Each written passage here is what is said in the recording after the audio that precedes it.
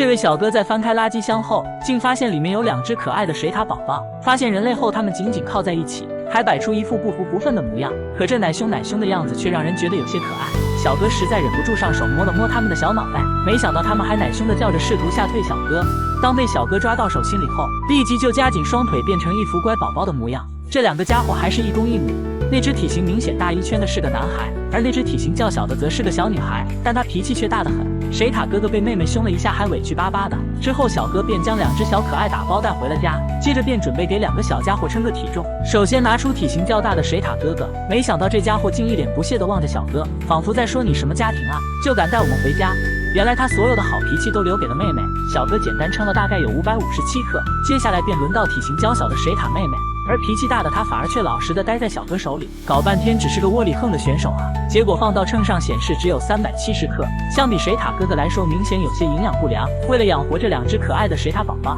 小哥特意去采购了各种各样的工具，接着便开始为水獭宝宝准备第一顿伙食。只见小哥先是舀了勺奶粉倒进搅拌机，就连冲泡奶粉的水都是用昂贵的瓶装水，接着又抓了把富含营养的宠物粮放进搅拌机，和奶粉一起打碎并搅拌均匀，确保水獭宝宝摄入的食物能够营养均衡。然而到这里还并没有结束，之后小哥将搅拌好的奶水倒进计量杯，又将奶瓶放在克重器上称了一下重量，这才小心翼翼将奶水倒进奶瓶里，直到奶水的重量被控制在26克左右才停下。这是要严格控制好水獭宝宝的食量，避免他们会因为吃多吃少而导致身体不适。最后还细心的放进微波炉里加热到37度左右。就这样一杯营养丰富的奶昔终于制作完成。不得不说小哥对他们的照顾真是细致入微，绝对可以称得上一位合格的超级奶爸。接下来便要正式开始投喂水獭的工作。小家伙被捧在手心，害怕的蜷缩成一团不敢乱动，那无辜的小模样看起来实在是太可爱了。起初小哥还担心他不会用奶瓶，没想到小水獭在尝了第一口后立即激动起来，开始大口贪婪地吸吮着奶瓶里的奶水。2只水獭宝宝的投喂工作都非常顺利，这让小哥更加有信心将它们养活。经过一段时间的相处，水獭兄妹已经褪去了刚来时的胆怯，每天大胆地在屋子里跑来跑去，调皮的不行，并且对小哥的态度由最初的害怕转变成了依赖。只要听到小哥的呼喊，2个小家伙就会屁颠跑过来。当小哥泡奶的时候，小水獭隔老远就能闻到奶香味，立即迫不及待跑过来催促快点开饭，之后熟练地抱着奶瓶大口喝了起来。这天小哥准备带着他们去户外见世面，许久未接触外界的小水獭刚开始还有些害怕，像个小跟屁虫一样紧紧跟在小哥身后，无论小哥走到哪里，他们就屁颠跟到哪里，妥妥的变成了2个粘人的小妖精。小哥还在院子里搭建了一个简易的泳池，起初2个小家伙还有些紧张不适应，可没一会儿就熟练的在水里游起了泳，甚至还抱着个皮球玩得不亦乐乎。结束后小哥会用毛巾贴心的帮他们擦干身体。水獭哥哥见到妹妹先享受，竟然还吃醋了，一个劲的往小哥怀里钻，想要争宠。小哥看到2个小家伙这么爱玩水，隔天就带着他们来到野外的池塘。起初2个小家伙还有些紧张，没想到下一秒水獭妹妹就一个箭步冲入水中，至于水獭哥哥还是小哥哄了半天后才肯下水。之后小哥便带着他们在水中开心的游来游去。当2个小家伙游累了，瞬间变成粘人的嘤怪趴在小哥身上，在小哥的怀里撒娇卖萌，一人2水獭相处得非常和谐有爱。可专家在得知此事后却认为小哥的行为太过自私，他表示小哥完全剥夺了水獭该有的自由，毕竟大自然才是他们真正的家园，建议小哥尽快将2只小水獭放归野外。小哥为了让他们能更好的适应野外生存，于是又利用起之前院子里的简易泳池，还专门去市场买了些小鱼放了进去。可没想到2个小家伙只顾着玩水，并没有发现，对于过惯了饭来张口日子的他们来说，压根就不知道小鱼是食物。最后还是小哥拿着小鱼送到了水獭的嘴边，小水獭这才不情不愿地浅尝了2口。水獭的表现让小哥感到十分担忧，这样以后怎么能独自在野外生存下去呢？于是小哥托朋友找了一块模拟野外环境的场地，决定今后让2只小水獭生活在这里，从而更好地锻炼小家伙独自生存的能力。水獭兄妹似乎也嗅到了离别的气息，齐刷刷地冲到小哥脚下，叽叽喳喳叫个不停，甚至还咬住了小哥的衣服，似乎在祈求小哥不要丢下他们。尽管小水獭很可怜，但小哥还是决定不能心软，现在的狠心都是为了能让他们以后过得更好。之后小哥每隔一段时间就会来这里看望他们，小水獭每次都会激动地冲出来迎接小哥的到来。小哥经常会提一桶鱼带来，放进水獭生活的水池里，方便他们练习捕猎技巧，仿佛是与生俱来的天赋。一段时间后，小水獭很轻松就能抓到水里的鱼儿。看到这一幕的小哥既欣慰又有些难过，因为他完全不必担心他们回归自然后会无法生存，又对即将到来的离别充满了不舍。2个小家伙虽然从小失去了妈妈，但有幸能遇到善良的小哥，对他们视如己出也算是种福气。如果对动物故事感兴趣，可以来我的主页观看更多。这是一只连跳蚤都不敢靠近的绵羊，因为狮子老兄进去了3年都没能从里面走出来。工作人员一推子下去，直接画出了一道分界线。当人们找到他时，杂乱的毛发已经覆盖了他的全身，只能看到落魄不堪的脸颊和4条小短腿。可想而知，流浪的生活简直糟糕透了。原来就在6年前，绵羊巴克为了躲避修剪羊毛，于是怀揣着梦想和对自由的向往，毅然决然选择了离家出走。错误的选择让他从此过上了颠沛流离的生活。怀揣着梦想的他被现实无情的打败。当年走得有多潇洒，现在就有多么狼狈。没想到6年前曾引以为傲的毛发却成为了他的累赘。他如今甚至连剪头发的钱都支付不起。据说还是好心人从悬崖边发现并将他救了回来。正常情况下，绵羊1年需要修剪2到3次毛发，而巴克连续多年未剪的毛发已经结结实实粘合在一块。这也是他在野外至今没有被狼吃掉的原因。毕竟狼也不知道从哪里下足，就算是蚂蚁来了都得开导航。狮子看了更是直摇头表示嫌弃。此时他看上去就像一个行走的棉被。为了巴克的健康着想，农场主决定帮他摆脱身上沉重的负担，但厚重的羊毛让他行动非常不便，还是2人合力才将他从车上拉下来。下车的时候因重心不稳直接摔倒在地，一旁的绵羊愣是看了半天都没认出是自己的同类，狗子们也纷纷凑上前好奇打量着这个奇怪的家伙。巴克被盯得害羞地低下脑袋，脸上早已没有了昔日的桀骜与稚嫩，在外流浪的生活磨灭了他所有的气焰，厚重的羊毛压得他快要无法喘气，就连想看清前方的路都很艰难。不过幸运的是他终于回家了。随着农场主一推子下去，让他感受到了久违的轻松。可日积月累的羊毛哪是这么容易好剪的？由于长时间没有打理，羊毛中不但掺杂了很多树枝和石头，有些地方的羊毛更是已经打结，让老主人推起来格外的吃力，推子都直接干飞掉好几个，只能先用剪刀将打结的地方一点点剪开，接着再用推子反复进行清理。整个修剪的过程中，他都没有一丝反抗，反而是安静地享受着整个过程。终于经过2个小时的辛苦工作，羊毛薅了一波又一波后，他成功摆脱了困扰6年之久的牢笼。女主人抱着成堆的羊毛显得格外吃力，称了一下居然足足有70多斤重。很难相信这么多年巴克是如何度过的。没有了羊毛的困扰，巴克走起路来都轻快了许多。主人担心绵羊光着身子会着凉感冒，因此特意为他定制了一件新衣服，随后将他带回到6年前生活的羊圈。熟悉的环境并没有引起他的注意，而是埋头狼吞虎咽开启了干饭模式。他不记得已经多久没有吃到如此香甜的甘草了。岁月在他的脸上写满了风霜，望着眼前陌生而又熟悉的家园，他不禁思考起6年前的选择是否正确。见识过外面世界的广阔无垠，才意识到自己是多么的渺小。他忧郁的眼神里写满了故事，曾经青涩的脸庞，如今却布满世俗的沧桑。在无忧无虑的羊群中，他显得有些格格不入。时光飞逝，仿佛就在昨天，只不过内心还有些许不甘，但他却早已不是从前那个意气风发的少年羊了。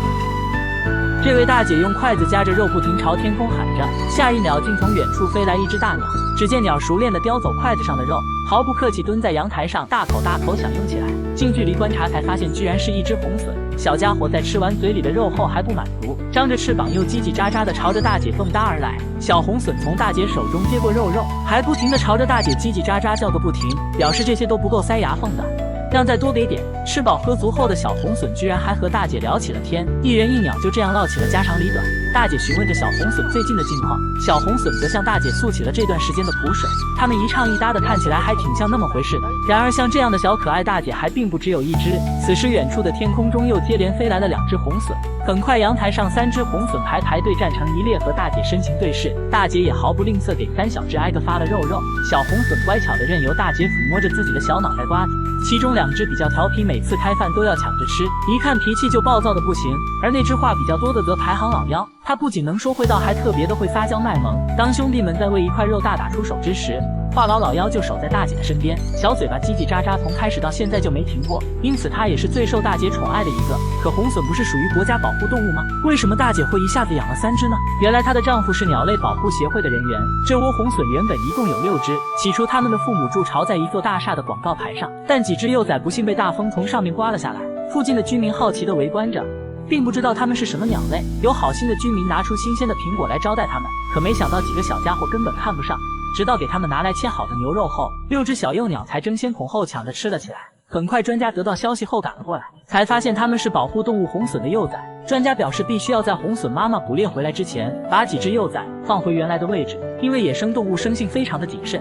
一旦红隼妈妈发现巢穴暴露，大概率会放弃自己的孩子。没想到工作人员前脚刚把几只幼崽送上去，红隼妈妈的身影就出现在不远处，嘴上还叼着一只肥硕的老鼠，可红隼妈妈却在空中盘旋，迟迟不肯返回巢穴。显然她已经发现巢穴被人类动过手脚。天性警惕的红隼妈妈叼着老鼠站在广告牌上，望着巢穴里叽叽喳喳的孩子，陷入了沉思。她的内心挣扎了很久，最终还是选择放弃幼崽，头也不回地飞走了。专家认为红隼妈妈肯定还会回来，没想到接连等了2天，依旧不见红隼妈妈的身影。此时巢穴里的幼鸟们早已经饿得哇哇大叫。当工作人员拿下幼崽，却发现令人痛心的一幕。托专家的福，其中2只幼崽不幸被活活饿死，剩下的4只幼崽也失去了父母的照顾。没有办法，专家不得不求助鸟类救援协会的帮忙。因此大姐的老公带着4只幼崽回到了家，母爱泛滥的大姐自然就承担起照顾他们的责任。就这样，在大姐的悉心照料下，小红隼们一天天长大。直到他们羽翼丰满后，大姐来到阳台，决定将小红隼们放归山林，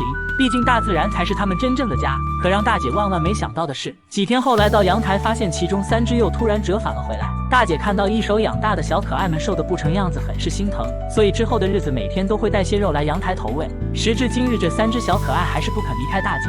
只要大姐随时来到阳台朝远处呼唤，几个小家伙听到后总会第一时间出现在眼前，甚至每到干饭时间就主动飞到阳台等待大姐投喂，然后围在大姐身边叽叽喳喳诉说着野外生活的苦水。看样子这几个小家伙是铁了心要赖上大姐一辈子了。可专家表示，长期这样下去也不是个办法，他们必须要回归自然，不能一直留在这里。为了让他们能尽快学会捕食技巧，夫妻俩将食物绑在绳子上，绳子另一端则绑在一根长棍上，然后放置在半空中不停晃动，引诱红隼来进食，这样能有效训练红隼捕捉可移动食物的能力。聪明的小家伙们也很快进入了学习状态。之后的日子里，大姐每天都用同样的方法来训练他们。现在小家伙们已经能成功抓到食物，并且一天比一天熟练。看到这一幕的大姐既欣慰又有些难过，因为快到了和他们分别的时候了。可纵有千般不舍，也要选择放手。只有承担起旅途中的风风雨雨，最终才能守得住彩虹满天。现在大姐只希望能尽力帮助小家伙们更好地学会野外生存，从而加大他们在回归自然后生存下去的几率。最后祝愿小红隼们回归大自然后能幸福平安，同时也期待他们成为天空霸主的那一天。这只黑狗无情地将小狗一脚踢开，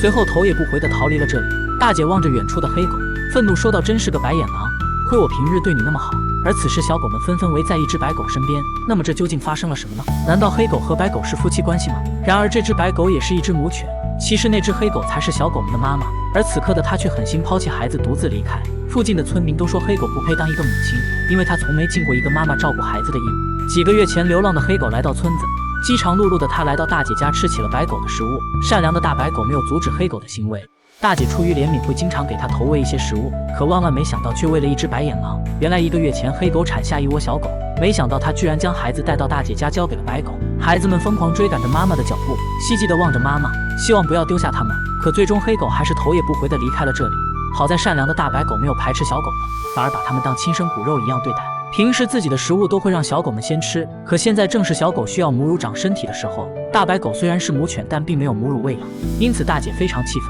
觉得黑狗实在是太无情了。作为一个母亲，怎么能对自己的孩子不管不顾呢？可让大姐疑惑不解的是，狗妈妈经常会偷偷来她家附近徘徊，打量着自己的孩子，但又不会靠近。当小狗们看见妈妈的时候，会激动地跑过去想和妈妈亲热，但狗妈却并没有和孩子重逢的喜悦，反而再一次惊慌失措起身逃离。对于自己的孩子避之而不及，可小狗们却不在意妈妈的无情。此刻它们渴望得到母亲的爱，疯狂地跟在后面想要追上狗妈，可最终它们还是再一次被妈妈抛弃。再回首已经身处危险的公路，这时一辆汽车正高速驶来，千钧一发之际，大姐及时救下小狗。大姐气喘吁吁地往家的方向走去，嘴里不停地骂骂咧咧，斥责黑狗真是一个没有良心的母亲。可让大姐一直疑惑的是，既然黑狗已经选择狠心抛弃了小狗，那又为什么总会出现在附近暗中观察呢？兽医表示，狗狗一般不会抛弃自己的幼崽，猜测黑狗一定是遇到了什么困难，因此才会将孩子托付给值得信任的人类。而经常投喂它的大姐显然就是那个人。为了证实兽医的猜测，大姐请来志愿者帮忙抓捕黑狗。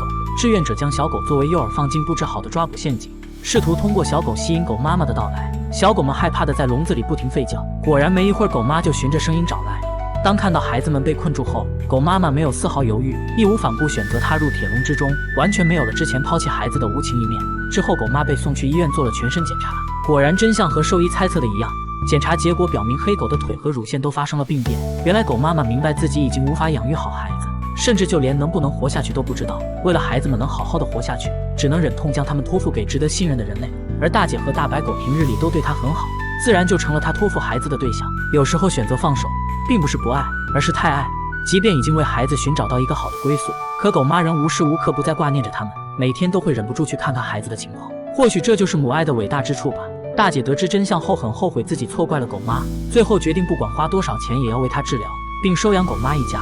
让他们母子团聚好好的生活在一起。不得不感叹，真的是万物皆有灵性，母爱真的是世上最纯粹的、最伟大且不分种族界限的。衷心祝愿每一位母亲都能平安健康。这只公狗不知从哪里偷偷叼回来2只小狗仔，藏在主人的家里，自己细心照料，不仅把好吃的都给小狗仔们吃，每天还睡在一个狗窝里相互取暖，甚至还给小狗们梳理毛发，清理身体的脏物，简直成了一个超级奶爸，让人看了十分的暖心。大爷经常问他，这些幼崽是从哪来的？他似乎听懂了主人的疑惑，但就是不肯告诉主人。大爷说他叫东顺，是一只雄性的狗狗，不可能自己产下幼崽，而东顺平日里特别的粗心，怎么会平白无故对这2只小狗仔如此关心呢？难道这是他的私生子？并且2个小狗仔一副像孩子见了爸爸一样的神情。大爷仔细端详后发现，2只小狗仔还确实和东顺有点相像，心中不禁有些怀疑。正在这时，屋外传来了流浪狗的奇怪叫声，原来是一只黄色的流浪狗出现在不远处。难道是狗妈妈来找自己的狗宝宝了吗？为了验证这个猜想，于是大爷将2只幼崽放到一个筐子里，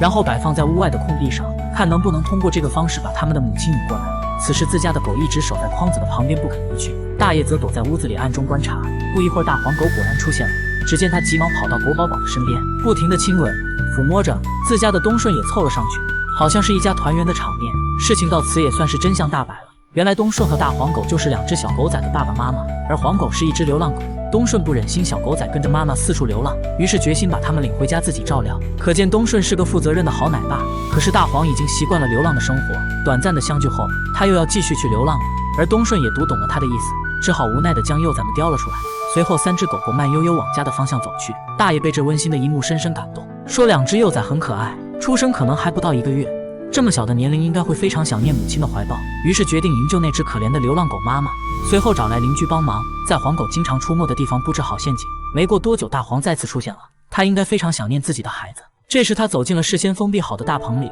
大家都在小心翼翼地准备着，试图靠近并且准备围住他。可就在最紧要的关头，还是被他从一个角落的缝隙里逃走了。自从那一次营救失败后，很长一段时间里再也没有见到狗妈妈出现了。医生告诉我们，流浪狗由于生活环境和习惯与普通狗狗不一样，导致它们对人群特别敏感，甚至还会产生一种抗拒心理，所以需要一种契合来克服它对人的恐惧。于是大爷改变了一种策略，他每天都会将2只幼崽放在马路旁边，提供了一个他们母子见面的机会。每一次东顺都在一旁陪伴着，每次离开时他都显得那么依依不舍，回眸的遗忘看得让人心酸。在狗妈妈接受驯化的这段时间里，大爷夫妇也是细心照料着这2只小狗仔。2只幼崽在主人家生活得很开心，希望通过一段时间的磨合，他们能与母亲真正的团聚，并且永远快乐地生活在一起。衷心祝愿所有流浪的毛孩子都能得到妥善的安排。最后让我们给大爷的暖心行为点个赞吧，感恩好心人，我们下期再见。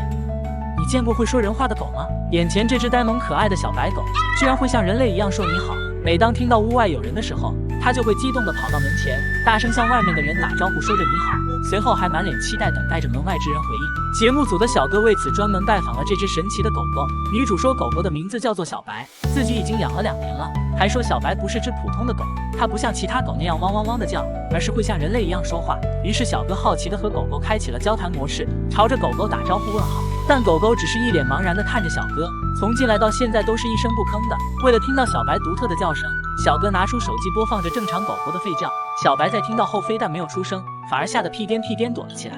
这不免让小哥怀疑狗狗压根就不会说话。就在这时，一位送快递的小哥来到屋外，听感敏锐的小白一下子就听到了，随后激动地跑到门前坐下，开始发出声音，似乎在对小哥说你好，然后还满脸期待地等待着小哥的回应。见没人搭理自己，小白直接开启了不间断的说话模式，甚至半夜所有人都睡着后，他都会跑起来咿呀呀呜啊呀的，仿佛说着人类一些简单的语言。当专家看到小白说话的视频后，也忍不住笑出了声。他也是头一次听见狗狗会说话，不禁表示这也太神奇了，难道博美犬都是这样吠叫的吗？为了搞清楚真相，小哥找到了几只和小白同品种的小狗，随后穿上老虎一样的衣服，想测试一下这些博美拉尼亚犬是如何犬吠的。但是这些博美犬的叫声都是正常的犬吠，那同样身为博美犬的小白为何就与众不同呢？对此，专家也给出了合理的解释。有些狗狗的智商比较高，由于长时间和主人在一起生活，在日常中会仔细观察主人的一举一动，然后会下意识模仿主人。其实不只是博美，只要是观察技巧良好、比较聪明的狗，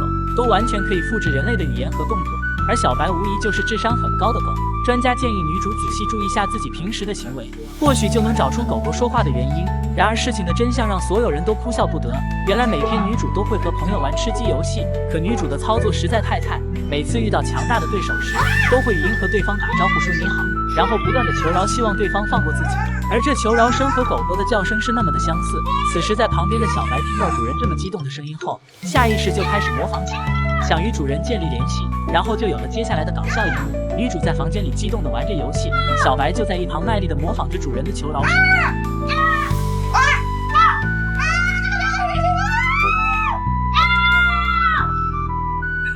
最后还一脸的骄傲，希望能得到主人的夸奖。女主得知真相后差点当场社死，没想到狗狗奇怪说话声的来源竟是出自自己。不过女主还是很开心的，因为模仿主人是狗狗爱的表现，但心里默默决定以后玩游戏要克制一些了，因为真的是太尴尬了。眼前这只小狗正一路护送三姐妹放学回家，跑快了还不忘停下来等一下，一路上尽忠尽责，妥妥的一个贴身小保镖。回到家就立马扑向女主邀功，希望主人能给点好吃的奖励一下。可让人奇怪的是，女主不但没有给吃的，反而还把狗狗赶出了家门。这究竟是怎么一回事呢？其实它压根就不是女主家养的狗，而是不知道从哪冒出来的流浪狗。小家伙跟谁都是一副自来熟的样子，并且还很不客气地把这里当成了他的家。对此女主也深感无奈。狗狗是某一天跟着自己的孩子们回来的，因为小孩们喜欢逗它玩，没想到现在狗狗就彻底赖在这里不走了，并且它的脸皮还非常厚。发现女主的小儿子在吃好吃的，二话不说就扑上去抢着吃。小男孩不肯将心爱的零食分给这个赖皮狗，结果就被狗狗撵得满院子疯狂逃窜，最后哭唧唧地跑到妈妈面前告状。狗狗这才善罢甘休。他这厚脸皮的行为让女主都蒙圈了，怎么还能和小孩子抢吃的呢？因此女主只能端来狗粮头喂它。不料人家还看不上狗粮，他认为东西要抢着吃才更香，于是又盯上了猫咪碗里的食物，毫不客气就朝着猫咪要食物。不过猫也可一点都不打算惯着它，上去就是一套九阴白骨爪。可狗狗表示自己也不是被吓大的，好在女主及时赶来阻止了这场战争。刚才不仅抢自己儿子的食物，现在还要欺负自己养的猫，女主再也压抑不住心中的怒火，于是骂骂咧咧将他赶出了家门。被扫地出门的狗狗坐在路边陷入了沉思。就当大家以为他会知难而退的时候，小家伙居然再一次屁颠屁颠跑了回来。这下女主是彻底的崩溃了，想不明白这家伙的脸皮怎么这么厚。面对女主再一次无情的驱赶，狗狗一脸的委屈，随后伤心的转身离开了这里。而这一次再没有跑回来了。冷静下来的女主想想觉得刚才有些过分，于是准备出门寻找狗狗。很快就在一处拐角发现了小家伙的身影，只是轻轻的呼唤一声，狗狗就立马屁颠屁颠跑了过来，似乎已经忘掉了刚刚的不愉快。这时发现狗狗身后还跟着一位大叔，在询问后得知狗狗居然不是流浪狗，其实它是个有主人的家狗。可它为什么放着舒适温暖的家不住，偏偏还跑到别人家里不愿意走呢？原来狗主人靠种田劳务为生，根本没有富裕的时间陪伴狗狗。狗狗在家一天不是睡觉就是睡觉，而女主家的4个小孩都特别喜欢陪它玩耍，小狗把它们当成了好朋友，于是每天都会偷跑过来找它们玩。第二天狗狗又准时准点来到了女主家，可惜等了半天发现家里没人，小家伙趴在原地思考了几分钟后，就迈着欢快的步伐朝外面跑去，一路上风驰电掣。他这是要去哪里呢？10几分钟后，小家伙居然自己来到了学校。此时女主正和4姐弟在室内进行演出排练，下一秒女主直接惊呆了，因为她看见了闯进来的狗狗，为了玩实在是太拼了吧，这让在场所有人都哭笑不得。不过大家也没有在意，开始继续排练。狗狗见没人搭理自己，居然从袋子里翻出一块肉排骨，随后大口大口享用起来。小男孩发现自己的午饭被一只狗偷吃了，当场委屈的哇哇大哭，这下他可算是惹众怒了。随后大人和小孩一起骂骂咧咧将他撵了出去，被赶出来的他又屁颠屁颠跑回了4姐弟家，决定在这里等他们回来陪自己玩。不知过了多久，快要睡着的狗狗听到远处传来的脚步声，以为是孩子们回来了，于是激动的准备上前迎接，可下一刻就跟见了鬼一样，吓得夹着尾巴灰溜溜的往回跑，似乎看见了什么很可怕的东西。原来是他真正的主人来抓他回家了，没想到忙活一天屁都没玩上。此时的他被主人强行抱在怀里，就像在外贪玩不愿回家的小孩一样，一副可怜兮兮的模样，还满是不舍地回头望向女主家，真是让人又心疼又好笑啊。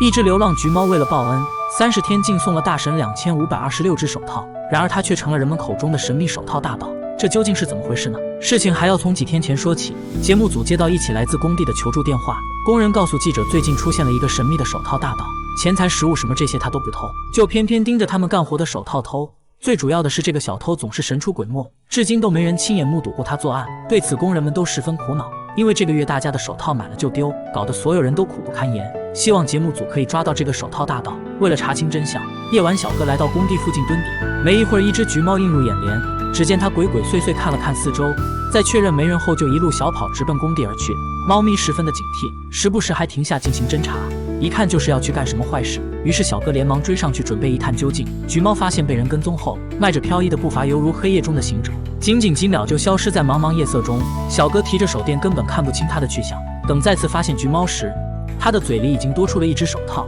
这作案速度娴熟的像是混迹江湖的惯犯。小哥还没来得及追上去，猫咪就飞身一跃跳进一户人家的院子里。第二天一大早，小哥就拜访了这户人家，而院子里的场景直接把小哥惊得亚麻呆住了。只见地上被他偷走的手套堆积成山，数都数不过来。难道房主大婶就是手套丢失的幕后之使？大婶被小哥看得有些不好意思，连忙解释说偷手套的事跟他没关系，然后还没一起的带着小哥找到了昨晚的那只橘猫，指着说他才是偷手套的贼。橘猫发现被指证后也是满脸的尴尬。大婶说自己每天都会收到一堆手套，一开始还以为是谁的恶作剧，后来观察才发现罪魁祸首竟然是这只橘猫。可一只橘猫为什么要偷手套呢？原来大橘在很小的时候被人遗弃，现在又生下了一只小橘宝宝。大婶看他们可怜，于是经常给他们投喂一些食物。在大婶的悉心照料下，大橘从身材苗条的美女猫变成了一只幸福的胖水桶。自那以后，大橘就带着宝宝在附近生活。为了感谢大婶的恩情，大橘每天都会送一些蛇和小杰瑞给大婶。不过这东西一般人可无福销售，大婶只能将猫咪的礼物丢了出去。后来细心的大橘发现大婶平时干活时总会找手套戴上，他便认定送手套的话恩人肯定喜欢。自此江湖上便多了一个神秘的手套大盗。大橘每天早晚都来回往返工地为大婶偷来手套，因为担心大婶不够用，深夜大橘还加班加点的去工作。很快猫咪对大姐的爱化成了一座手套小山。为了报答大婶的恩情，他几乎将附近工地的手套全部偷了过来。或许很多人觉得他的行为非常可笑，但对于一只流浪猫来说，他已经把自己能想到最好的礼物送给你，为此不惜冒险去偷盗。猫咪的做法固然不对，但谁又会去责怪一只懂事且感恩的小猫咪呢？当得知大橘的事迹后，大婶是既感动又愧疚。她知道猫咪偷东西的行为是不对的，可这毕竟是猫咪的一番好意，也不忍责怪它。于是她将全部的手套洗干净晾晒后，就准备将它们物归原主，同时也希望能获得那些工人们的原谅。为了杜绝大橘继续外出偷盗，善良的大婶决定正式收养这个懂事的毛孩子，并且还为他准备了一个温馨的小窝。大橘也终于有了属于自己的家，自此金盆洗手。这个江湖上再也没有手套大盗的传说了，万物皆有灵性。虽然他们只是在尘世间苦苦求存的小动物，但他们也知道谁对自己好。也许你只花一部分的时间，而他们却将用一辈子回报于你。如果你愿意，他们更会去努力感动你的心。衷心祝愿每个流浪的生命都会被温柔以待。我们下期再见。张女士家来了一群不速之客，一只母狗带着4只小狗找上门，没想到就赖在这里不走了。坐在狗窝前的是张女士养的狗，叫做阿强，洁白的毛发加上俊逸的脸庞，是附近所有母狗的梦中情狗。为了防止爱犬出去鬼混，主人一直将它拴在狗窝附近。可没想到今天一大早，一只母狗拖家带口找上了门，并且一来就把阿强赶了出去，带着孩子霸占了阿强的狗窝。阿强一脸委屈地坐在外面吹着西北风，当起了看门狗。这时突然一位女士走了过来，阿强焦急地站起身，挥舞着爪子，似乎要求主人给他做主。然而女士只是抚摸着阿强，安慰他的情绪，反而狗妈却欢快地摇着尾巴跟在女士身边。从他们的互动来看，她应该是狗妈的主人了吧？可接下来女士的话却让人大吃一惊。大姐说自己压根不认识狗妈，被铁链拴着的狗才是她养的。几天前狗妈带着4只小狗风尘仆仆来到这里，然后就住进了大白的窝里。她看狗妈乖巧懂事，小狗们也长得十分可爱，就决定暂时收留他们一家子，认为小狗可爱的请扣666。然而这却苦了家里的阿强，不仅自己的狗窝被霸占，就连每次吃饭的时候，狗妈就带着4只小奶狗一拥而上，阿强还没吃上一口就被硬生生挤了出来。无奈的阿强只能舔了舔舌头，坐在远处委屈巴巴地看着。小奶狗们平时还特别喜欢黏住阿强，这不免让人怀疑这些小狗会不会就是阿强的孩子。女主却一口否定了这一猜测，她说阿强一直都被自己拴着，根本就没办法出去鬼混，所以不可能是小狗们的爸爸。看着阿强对待小狗们粗鲁的样子，明显不是一个爸爸对孩子的态度啊。难道说狗狗阿强真是喜当爹，被当成了接盘侠？女主发现狗妈脖子上带有项圈，对人也很温顺，猜测或许它是有主人的。为了给阿强自证清白，于是他牵着狗妈在村子里四处询问，从一位村民口中得知，不远处有户人家也养了一只白狗。于是马不停蹄地带着狗妈赶过去，果然在门口看到一只眉清目秀的大白狗，它肯定就是小狗们的父亲了。可虫主老奶奶说自家爱犬可是个女孩子啊。大白狗微笑地看着女主，似乎还有一点害羞。最后女主在村子里找了个遍都一无所获，看来问题真出在阿强身上。作为方圆10里唯一的公狗，